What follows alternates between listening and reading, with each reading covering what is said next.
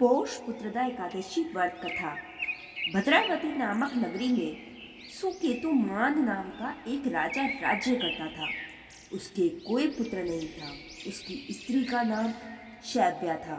वह निपुत्री होने के कारण सदैव चिंतित रहा करती थी। राजा के पितर भी रो रो कर पिंड लिया करते थे और सोचा करते थे कि इसके बाद हमको कौन पिंड देगा। राजा को भाई बांधव, धन, हाथी, घोड़े, राज्य और मंत्री, इन सब में से किसी से भी संतोष नहीं होता था। वह सदैव यही विचार करता था कि मेरे मरने के बाद मुझको कौन पिंडदान करेगा। बिना पुत्र के पितरों और देवताओं का ऋण मैं कैसे चुका सकूंगा। जिस घर में पुत्र ना हो उस घर में सदैव अंधेरा ही रहता है। इसलिए पुत्र उत्पत्ति के लिए प्रयत्न करना चाहिए। जिस मनुष्य ने पुत्र का मुख देखा है वह धन्य है।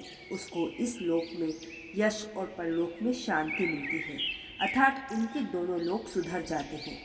पूर्व जन्म के कर्म से ही इस जन्म में पुत्र, धन आदि प्राप्त होते हैं।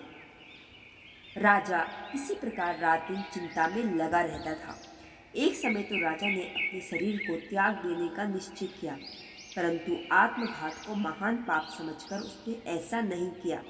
एक दिन राजा ऐसा ही विचार करता हुआ अपने घोड़े पर चढ़कर वन को चल दिया तथा पक्षियों और वृक्षों को देखने लगा। उसने देखा कि वन में मृग, व्याघ्र, शुअर, सिंह, बंदर, सर्प आदि सब भ्रमण कर रहे हैं।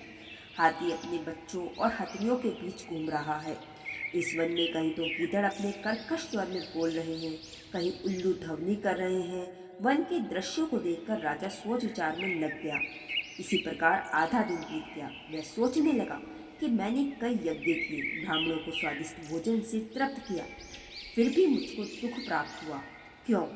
राजा प्यास के मारे अत्यंत दुखी हो गया और पानी की तलाश में इधर उधर फिरने लगा। थोड़ी दूरी पर राजा ने एक सरोवर देखा। उस सरोवर में कमल खिले थे तथा सारस, हंस, मगरमच्छ आदि विहार कर रहे थे। उस सरोवर के चारों तरफ मुनियों के आश्रम बने हुए थे। उसी समय राजा के दाहिने अंग फड़कने लगे। राजा शुभ शकुन समझकर घोड़े से उतरकर मुनियों को दंडवत प्रणाम करके बैठ गया। राजा को देखकर मुनियों ने कहा, हे राजन, हम तुमसे अत्यंत प्रसन्न हैं। तुम्हारी क्या इच्छा है, सो कहो। राजा ने पूछा, महाराज, आप कौन हैं और किस लिए यहाँ आए हैं? कृपा करके बताइए। मुनि कहने लगे कि हे राजन, आज संतान देने वाली पुत्रदा एकादशी है। हम लोग विश्वदेव हैं और इस सरोवर में स्नान करने के लिए आए हैं।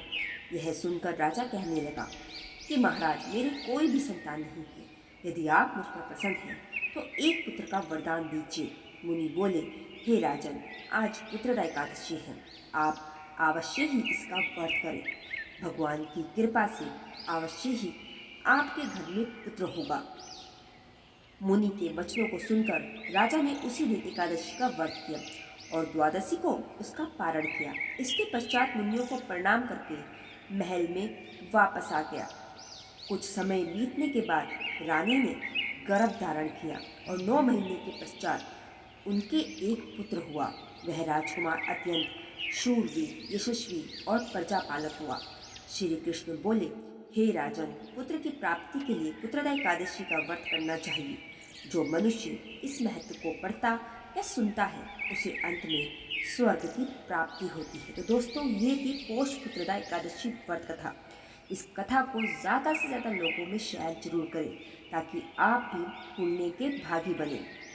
तो दोस्तों, आपको ये कथा कैसी लगी मुझे जरूर बताइएगा। राधे राधे।